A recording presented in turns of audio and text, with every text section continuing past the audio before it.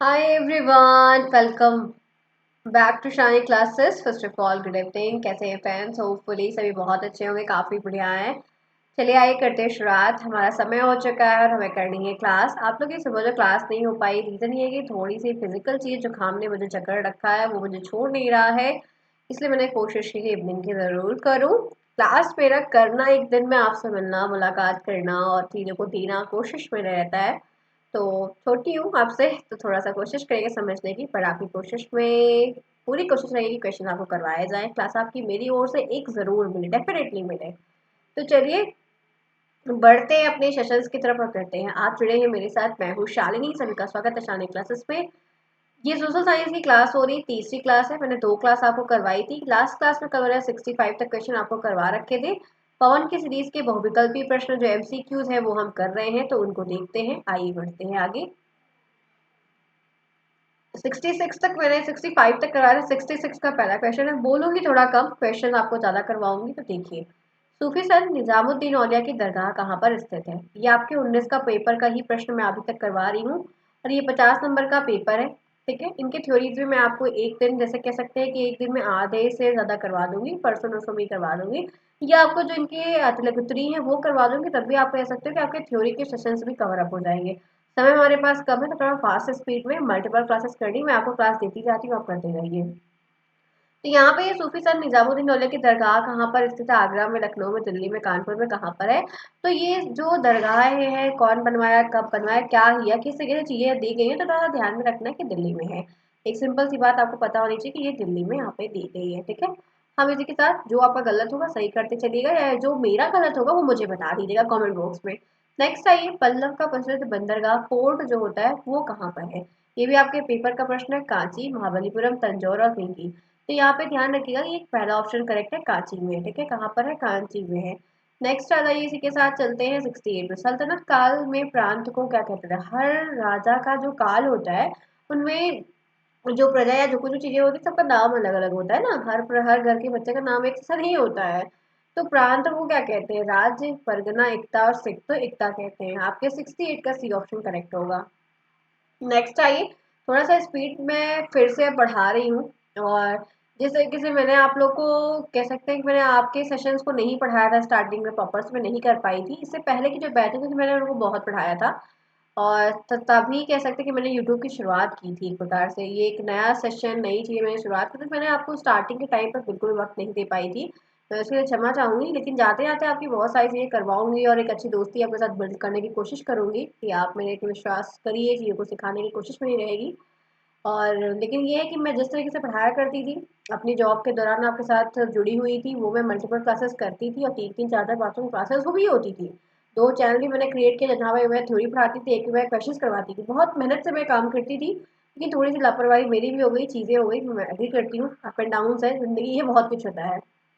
तो मैं ये कहना चाहूंगी कि ये जो क्वेश्चन आपके हो रहे हैं, पढ़ते समय इस बात को ध्यान रखा करें कि एक बार देख रहे हैं तो दोबारा तो स्क्रीन पर कोई वो चीज़ आए, या आप पेपर में करिए तो उन्हें डेफिनेटली कर ले जाइए। ठीक है, इस बात की कोशिश पर ध्यान में, मतलब क्लास छोटी करिए, लेकिन जो पढ़े कीमती पढ़े, कि कम समय में ज़्यादा पढ़ना ज़्यादा अच्छा होता है। आपके लिए भी समय बहुत कीमती है, मेरे लिए भी बहुत कीमती है। नेक्स्ट आइए 69 है, भूकंप नापने की इकाई। आप जानते हैं फिजिकल क्वांटिटीज को नापने का मेजरमेंट होता है, हर चीज़ को नापने का एक मापना बना हुआ है, तो उसी के सारी चीजें मेजर की जाती है। तो मापक है, रिक्टर है, समताप है, मिलीबार है। तो ये रिक्टर स्केल से मेजर किया जाता है, बी ऑप्शन। नेक्स्ट आइए, फिर संगमरमर है, ये मैंने आपको कल ही करवाया था, हाल ही में, पीएनपी का फेवरेट है, रिपीट है, पेपर का प्रश्न है। चट्टाने कई प्रकारों से होती है, 3 चट्टाने इस तरीके से है, रूपांतरित, अग्नि, परतदार।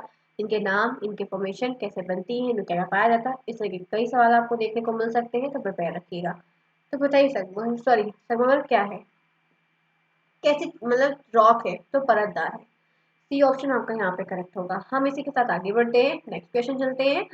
नेक्स्ट आई 71, समुद्र तल से, समुद्र के सरफेस से ऊपर उठे विशालतम भूभाग को क्या कहा जाता है? तो यहाँ पे महासागर, जैसे आइनोस्फीयर, इग्नोस्फीयर, लिथोस्फीयर, हाइड्रोस्फीयर पढ़ा होगा आपने। तो समुद्र तल से ऊपर उठे विशालतम भूभाग को क्या कहते हैं? तो महाद्वीप कहते हैं। 71 में सी ऑप्शन जिनका भी है उनका करेक्ट है। जो नहीं करेक्ट हो रहा है कोई बात नहीं, आप पढ़ने और सीखने ही यहाँ पर आए हैं, तो वो चीज़ आप करेक्ट कर लीजिए, अभी कोई बहुत देरी नहीं हुई है। सबसे बड़ा महासागर, सबसे बड़ा महाद्वीप, बहुत बेसिक छोटे क्लासेस का क्वेश्चन है। हिंदी हिंद है, प्रशांत है, लाल है, काला है, तो प्रशांत महासागर होता है जो सबसे बड़ा होता है। आपका 72 का बी ऑप्शन करेक्ट है। नेक्स्ट आ जाइए 73। भारतीय संविधान में नीति निर्णय तत्वों को किस देश के संविधान से लाए? हमारे यहाँ एक चीज होती है जैसे हम किसी गेस्ट के यहाँ जाते हैं, स्पेशली मैं किसी गेस्ट के यहाँ जाती हूँ, जब भी जाती हूँ जल्दी नहीं जाती, और मुझे कुछ चीज़ यूनिक लगती है और मुझे ये लगता है कि ये मुझे खुद अपनानी चाहिए या मुझे उस चीज़ को अपने घर में लाना चाहिए, तो मैं उसको लाने की कोशिश करती हूँ। सेम नहीं लाऊंगी तो हो सकता है डिट्टो ले आऊँ या मतलब ऐसा सिमिलर ले आऊँ। तो भारतीय संविधान को जब आप देखोगे टोटल, जो इतना बड़ा टोटल संविधान बना, उसमें बहुत सारी चीज़ें जो बाहर से लाई गई है। तो एक यहाँ पे नीति निर्देशक तत्व में बहुत सारी बातें कही गई, उसको भी बाहर से लाया गया है और बाहर से लाके इसमें इंक्लूड किया गया है। तो वो कहाँ से? फ्रांस से, ब्रिटेन से, आयरलैंड से, रूस से। एक क्वेश्चन है जो पूछा जाता है और बहुत देखने को मिलता है, ऐसी बात नहीं कि मतलब थोड़ा बहुत आता है, तो ध्यान रखिए ये आयरलैंड से है। ठीक है, कहाँ से है?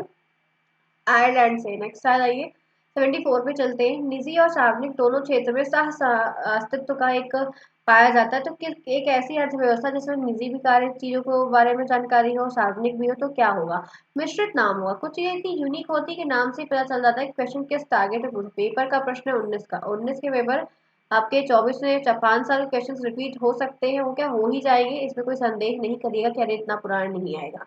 नेक्स्ट आइए 75। गुप्त संवत का प्रारंभ किस राजा ने करवाई? 19 का प्रश्न है। प्रथम ने, मौर्य ने, विक्रमादित्य ने और तो मैंने आपको चंद्रगुप्त प्रथम, द्वितीय, विक्रमादित्य, कई लोगों के बारे में सब कुछ बताया। तो गुप्त संवत एक अच्छा क्वेश्चन है, रिपीट क्वेश्चन है, फेवरेट क्वेश्चन है बीएनपी का। तो चंद्रगुप्त प्रथम ने गुप्त संवत को प्रारंभ किया था, वही चीज यहाँ पर है।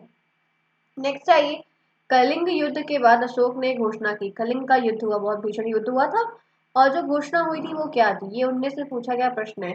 तो हेरी घोष, धर्म घोष, हेरी घोष और धर्म घोष। तो उन्होंने सब कुछ छोड़ दिया, फिर वो चले गए और बहुत सारी चीजों को लेने लगे, करने लगे, तो कई सारी चीजें आपसे पूछी जा रही थी। तो ध्यान रखना यहाँ पे धर्म घोष ऑप्शन होगा, बी ऑप्शन। फिर वो सब कुछ छोड़ के धर्म की तरफ बढ़ गए आगे और करने लगे। ठीक है, नेक्स्ट आइए 77 है। अधोलिखित में कौन गुप्तकालीन स्वर्ण मुद्रा है? कौड़ी है, दिनार है, निक्स का पर्ण है। अधोलिखित में कौन गुप्तकालीन स्वर्ण की मुद्रा है? आपसे 77 का क्वेश्चन पूछा जा रहा है सिंपल तरीके से। बताइए कि यहाँ पे 77 में अधोलिखित की गुप्तकालीन स्वर्ण मुद्रा, जैसे नाम रखते थे ना, राजा लोग होते थे बनाते थे, तो क्या होगा? तो दिनार यहाँ पे है। ठीक है, बी ऑप्शन 77 का दिनार है। नेक्स्ट आइए, तराइन का प्रथम युद्ध हुआ था किसके बीच? कल इनकी हमने तारीख पढ़ी थी। ये क्वेश्चन बड़े घुमा कर देते, कभी तारीख देते तो कभी नाम देते हैं। तो मोहम्मद गजनवी और पृथ्वीराज चौहान के मध्य, मोहम्मद बिन कासिम और पृथ्वीराज चौहान के मध्य हुआ था। मोहम्मद गौरी और पृथ्वीराज चौहान किसके मध्य ये हुआ था? तो आपसे पूछा जा रहा है, तो यहाँ पे क्या बताएंगे कि जो युद्ध हुआ है, जो भी चीजें हुई है, किसके बीच? युद्ध से प्रश्न काफी ज्यादा भी बनेंगे, थोड़ा सा ध्यान में रखते हुए काम करेंगे। तो ये यहाँ पे मोहम्मद बिन गौरी और पृथ्वीराज चौहान के बीच हुआ था और डेट इनकी 1991 और सॉरी 11/11/92, अलग अलग स्थानों पर। फिर इनके परिणाम क्या हुए, इनके रिजल्ट क्या हुए, ऐसी कई सारी चीजें आपसे पूछी जाएंगी, ना थोड़ा सा रिलेटेड चीजों को भी ध्यान में रखिएगा अपने पेपर के लिए। Next I 79। दिलवाड़ का जैन मंदिर स्थित है। दिलवाड़ का जो जैन मंदिर है वो कहाँ पर? मध्य प्रदेश, राजस्थान, उत्तर प्रदेश, गुजरात। ये 19 का प्रश्न है, कहाँ पर बताइए? तो दिलवाड़ नाम का एक जैन मंदिर है, जैसे आपको पता हो दशाश्वमेध का, देवगढ़ का पूछा जाता है बहुत ज्यादा। तो राजस्थान में ये दिलवाड़ा का जैन मंदिर कहाँ पर है? राजस्थान में है।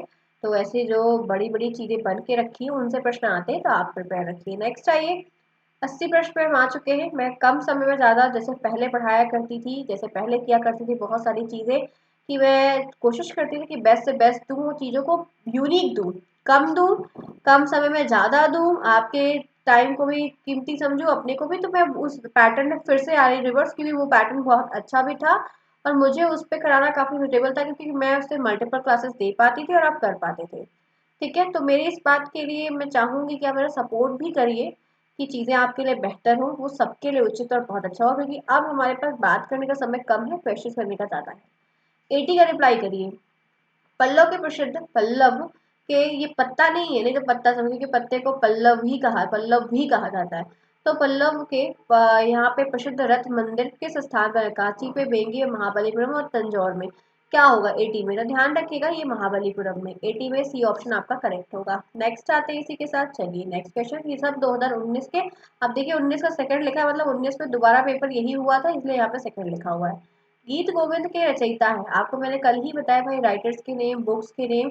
इस तरह की यूनिक चीजों को ध्यान में रख कर करिए। प्रश्न बनता है, हमेशा आया है, आपको प्रिपेयर रखना होगा। जयदेव, जायसी, अमीर खुसरो और उपरोक्त में से कोई नहीं। तो गीत गोविंद के रचयिता का नाम यहाँ पे आपको पता होना चाहिए, जयदेव है। ठीक है, क्या है? जयदेव है। आपका ए ऑप्शन यहाँ पे करेक्ट होगा। नेक्स्ट हम बढ़ जाते हैं, फिर बात करते हैं 82 पे। कृष्णदेव राय के दरबार में अष्ट दिग्गज जो थे वो कौन थे? तो ये अष्ट दिग्गज के थोड़ा सा नामों की लिस्ट बना लीजिए अपनी कॉपी में, वही साइड आउट में लिख लीजिए जहाँ पे लाइन रूलर्स होते हैं, तो उसे कैसे नाम याद करने में आसानी होगी। तो 8 मंत्री, 8 तेलुगु कवि थे, महान सेनापति थे और महान आठ पर वो परामर्शदाता जो है नेतृत्व करता है, ऐसे था। अष्ट दिग्गज जो थे वो कौन थे? तो बता सकते हैं। तो दिग्गज की जो बात आती है वो कवियों का ही नेम है, कवियों का ही उल्लेख है। ठीक है, थोड़ा सा ध्यान में रखिएगा।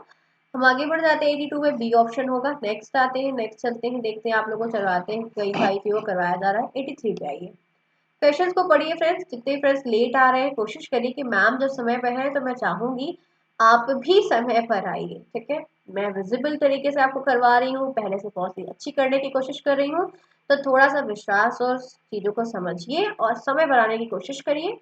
तो ये चीजें आपके लिए प्रॉपर वे में बेटर भी होंगी और अच्छी भी होंगी। बात समझ में आई? कोई प्रॉब्लम है? टेलीग्राम पे कांटेक्ट करिए, इंस्टाग्राम पे कांटेक्ट करिए, कमेंट बॉक्स में कमेंट ड्रॉप करिए, मैं आपकी हेल्प पूरी तरीके से करने की कोशिश करूंगी और हर चीज बताने की भी बेस्ट है। अब हंस भी दो आप लोग, प्रॉपर से क्लास कर लो, अच्छी चीजें आपके लिए करवाई जा रही है, कैसी भी चीजें हैं बेस्ट होनी चाहिए। नेक्स्ट आई, मानसूनी पवन जो कहलाती है 83 का क्या होगा? ये बताइए। नियतवाही पवन, मौसमी पवन, स्थलीय पवन, सागरी पवन।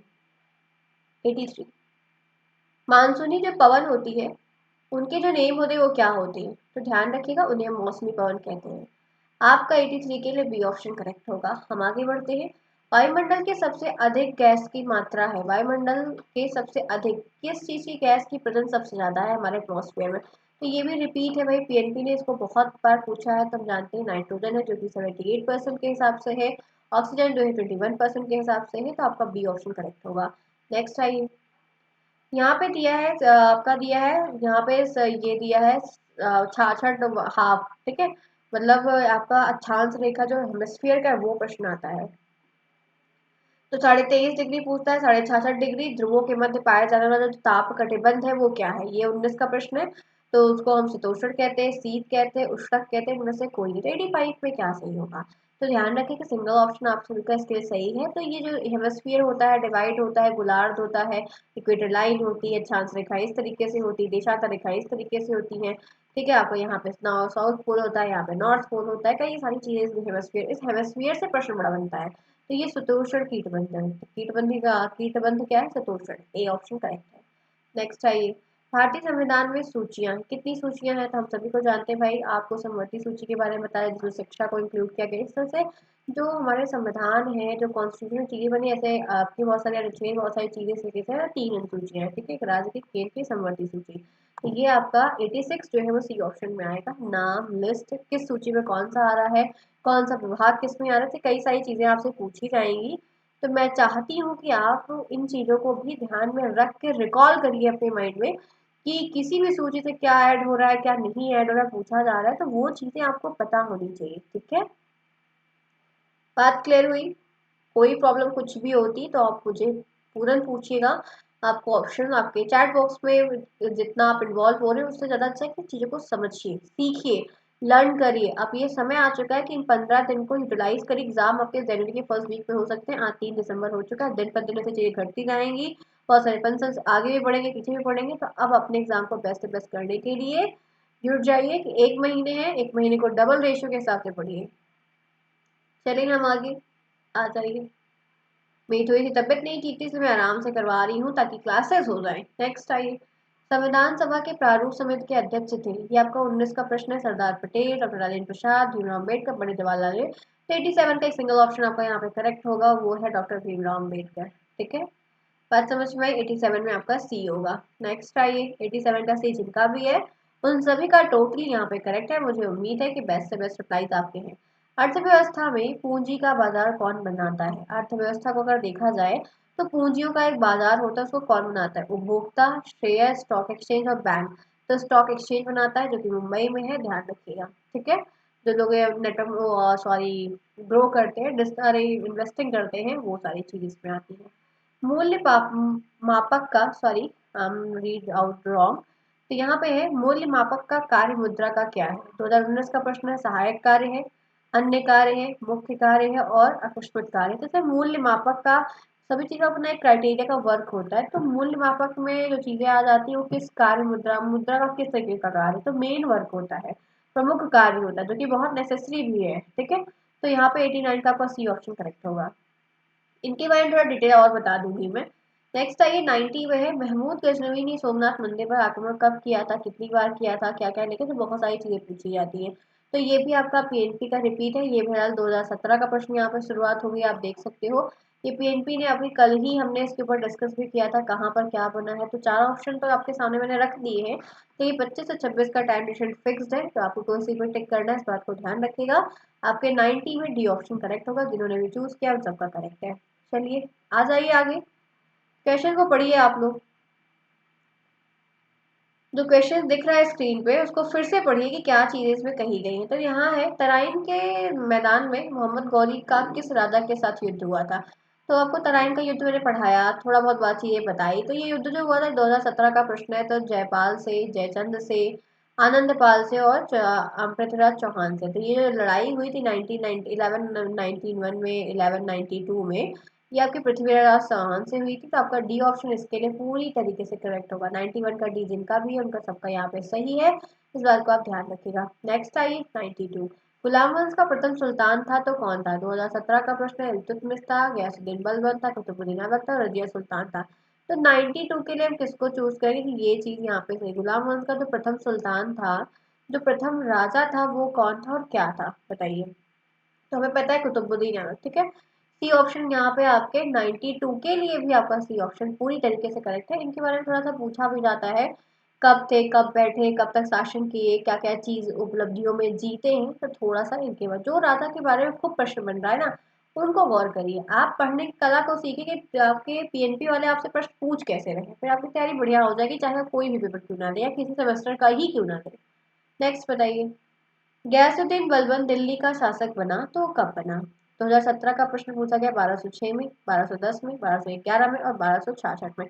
तो गयासुद्दीन बलबन के बारे में कई सारी चीजें इस तरीके से यहाँ पे पूछी जा रही है। अब आप बताइए कि वो यहाँ पे कब बना।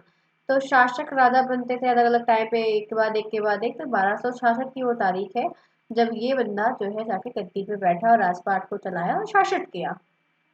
चलिए, दिल्ली में लोधी वंश की स्थापना किसने की। बहलोल लोधी, सिकंदर लोधी, इब्राहिम लोधी, संग्राम सिंह। 2017 का पूछा गया क्वेश्चन है। अब आप बताइए कि यहाँ पे इन क्वेश्चन का राइट आंसर क्या होगा।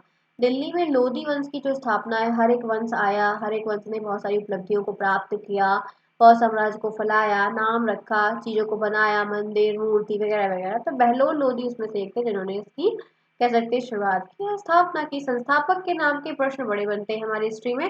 तो ये हमें तो खूब अच्छे से पढ़ के मल्टीपल टाइम रिपीट करके चीज़ों को ध्यान में रखते हुए जाना है कि चीजें से कैसे गलत हमारी बिल्कुल भी ना पूछी जाए, या आता है तो हम कर ले रहे हैं। ठीक है, बात समझ में आई सभी को, कोई प्रॉब्लम, किसी को कोई प्रॉब्लम है, कुछ भी है तो मुझे कमेंट बॉक्स में जरूर पूछिएगा। हम आपका रिप्लाई जैसे भी चीजें होंगी तुरंत करेंगे और देंगे। नेक्स्ट आइए, तालीकोट का युद्ध हुआ था। ठीक है, बहुत सारे युद्ध हुए थे भाई और बहुत सारे अलग अलग नाम्स भी थे। तो बताइए तालीकोट का जो युद्ध है 1565 में, 68 में, 60 में, 90 में कब हुआ था। तो युद्ध के बारे में आपसे पूछ रहा है, तालीकोट का युद्ध हुआ था, तालीकोट का युद्ध कब हुआ था। क्या ऑप्शन आपको लग रहा है कि इस क्वेश्चन का यही ऑप्शन सही होगा या चीजें होंगी। तो मैं आपको बता दूं, तो ये आपका पहला ऑप्शन 1565 का टाइम ड्यूरेशन था। अब ये किसके साथ हुआ था, किसके बीच हुआ था, तो ये आप मुझे कमेंट बॉक्स में बताएंगे। मैं आपको बीच बीच में होमवर्क भी दे रही हूँ कि कमेंट बॉक्स में मुझे ये आज देखने को मिलना चाहिए। मैं देखती हूँ कितने लोग रिप्लाई करते हैं कि युद्ध किसके बीच हुआ था। आ जाइए नेक्स्ट आइए, विजयनगर साम्राज्य की शासन व्यवस्था में राज्य को कितने प्रांतों में बांटा गया। 17 का ये भी पेपर का ही प्रश्न है, 50 नंबर का पेपर मैं करवा रही हूँ। ये पूरा पेपर होने के बाद जितने ऑब्जेक्टिव क्वेश्चन ये पवन के हैं, सब हो जाने के बाद ही मैं टेलीग्राम पर आपको दूंगी और वो टिक वाले भी रहेंगे। ठीक है, तो बिल्कुल परेशान नहीं हुई, क्योंकि परेशान होते पीडीएफ के लिए वो मत होइएगा। बताइए 96 में क्या होगा। तो जो प्रांत डिवाइड थे वो कितने थे, तो 6 प्रांतों में। नाम भी एक बार रीड आउट कर लीजिएगा फिलहाल के लिए, मुझे अभी कंफर्म है कि पूरे नहीं याद है इसलिए मैं नहीं बता रही हूँ। और मैं देख के बता दूंगी, आपको शेयर कर दूंगी। भाई देखो मैं भी एआई नहीं हूँ, मुझे सब चीजें नहीं याद रहती है। टू बी ऑनेस्ट झूठ नहीं बोलना है इसमें, कोई जो भी चीजें नहीं है या जैसे भी है वो मैं आपको क्लियर करा दूंगी, भेज देती हूँ और करेक्ट भी करा देती हूँ। ठीक है, एग्री हो मेरी बात से या नहीं। चलो, वैसे आप देख भी लेते हैं फिलहाल, पृथ्वी का आकार कैसा है? बहुत अच्छा प्रश्न है, रिपीट भी बहुत बार हुआ है। गोल है, चपटा है, आप देखने मत लगना, अपनी जो इर्द गिर्द पृथ्वी है वहां पे देखने मत लगना कि कैसी आपको दिख रही है क्या है। तो एक आकार का प्रश्न आपके ज्योग्राफी सेक्शन में आता है, और अच्छी बात है कि हमें तीनों के खंड से मिलाकर प्रश्न बनेगा। तो यहाँ पे गोल आकार, ए ऑप्शन करेक्ट होगा। नेक्स्ट आइए। भारत में ग्रीष्मकालीन वर्षा का मेन कारण क्या है? चक्रवात, मानसूनी हवाएं, व्यापारिक हवाएं, पछुआ हवाएं। जो गर्मियों में हमारे यहाँ बारिश होती है, बारिश होती है कि नहीं होती? बिल्कुल होती है। तो वो क्या है? तो ध्यान रखिएगा, वो मानसूनी हवाएं हैं जो इस तरीके से यहाँ पे हैं। तो बी ऑप्शन आपको करेक्ट होंगे कि भारत में, हमारे इंडिया में जो गर्मियों में बारिश का सीजन आता है, चीजें होती है, वो आपकी बी ऑप्शन है। तो 98 में बी होगा। आगे बढ़िए। संविधान लागू किया गया, 2017 का प्रश्न है, संविधान लागू किया गया, कब किया गया? 1946, 1949, 1950 और 19, बहुत अच्छा प्रश्न है, गलत नहीं करिएगा। बताइए संविधान लागू कब हुआ है? इससे संबंधित तो कई सारी चीजें हैं जो आपको ध्यान रखनी होगी, पूरी तरीके से आपको ध्यान में रखनी होंगी। तो संविधान लागू कब हुआ, क्या चीजें हैं? तो 1950 में हुआ था। गणतंत्र दिवस तो कुछ इसी उपलक्ष्य में सेलिब्रेट होता है, चीजें होती, ध्यान में रखिए। प्रश्न बन सकता है। 99। सेकुलस तथा चंद्रगुप्त के बीच युद्ध हुआ था, जिसने अपनी बेटी का ब्याह कर दिया था चंद्रगुप्त से, लास्ट में हार के, चीजों को ध्यान में रखिए। दोनों दोस्तों की मैत्री हो गई थी, दोस्ती हो गई थी। ये 17 का प्रश्न था। 326, 321, 322, 305, जरा बताइए कब हुआ था? सेकुलस और चंद्रगुप्त के बीच में झगड़ा हुआ था। झगड़ा हो गया तो सेकुलस में हार गया, ठीक है, पराजित हो गया। तो उसने अपनी बेटी का विवाह इनसे कर दिया था। ये सारी जानकारी आपको मैंने पढ़ाते समय अब बात बताई थी। हेलेना इनकी पुत्री थी, इसलिए चंद्रगुप्त की दो पत्नियां थी। ठीक है। तो दो पत्नियों से फिर जो है चीजें इस तरीके, तो दोनों का नाम रहता है, इसलिए जानकारी में आपको होना चाहिए। तो वो कब हुआ था? तो वो 305 ईसा पूर्व में। ठीक है, आपके डी ऑप्शन यहाँ पे करेक्ट होंगे। और आज मैंने आपको 100 तक के ही क्वेश्चन लिए थे, 100 तक के करवा दिए। बाकी इसका एक सेट मैं आपको और जहां तक करवाऊंगी, 2016 का कुछ और प्रश्न बचा हुआ है वो करवा देंगे, तो आपका 4 क्लास में पूरा सेट क्लियर हो जाएगा। तो आज की ये रही बेहतरीन सी, बहुत ही अच्छी सी क्लास मेरी ओर से कि मैं आपको करवा पाऊँ। कल भी आपकी क्लास अपने समय पर होगी, तो अपने समय अपनी क्लास को अटेंड करेगा। जो भी समस्याएं आपको होती हैं, कुछ भी किसी संबंधित सब्जेक्ट से है, वो मुझे आप बताइए। मैं आपको मल्टीपल क्लास देने की कोशिश में और दूंगी भी। अब प्रॉमिस जो हो रहा है वो निभाया भी जाएगा, प्रॉमिस नहीं करूंगी, करके फिर दिखाऊंगी, वरना आप कहते हो मैं आप प्रॉमिस करते हो करते नहीं हो। तो वो चीज अब की बार मैं करके ही दिखाऊंगी फिर से उस तरीके से। अब मुझे आप मेरे हिसाब से करने दीजिएगा, बस यही मैं चाहूंगी कि जब भी आप क्लास करें तो एक कमेंट जरूर ड्रॉ करें कि कौन आया, क्या किया, किस तरीके से। मेरा मोटिव हमेशा पढ़ाने को रहता था शुरू से, सीरियस वे में। तो मैं चाहती हूँ कि अब बातें हम सभी लोग कम करें और अच्छे से अच्छा पढ़ाई करें। अभी 10-15 दिन जो बचे हुए उसको यूटिलाइज करिए और पढ़ाई जम के करिए, ताकि अच्छे से अच्छा समय के साथ चीजें कवर हो पाए। ठीक है, मेरी बात से सहमत है सभी लोग? तो मिलते हैं फिर कल की क्लास में, और समझते हैं, सीखते हैं। कोई समस्या होगी तो पूछेगा, मैं आपको करवाऊंगी, बताऊंगी। तब तक एंजॉय करिए, take rest, bye bye, see you soon.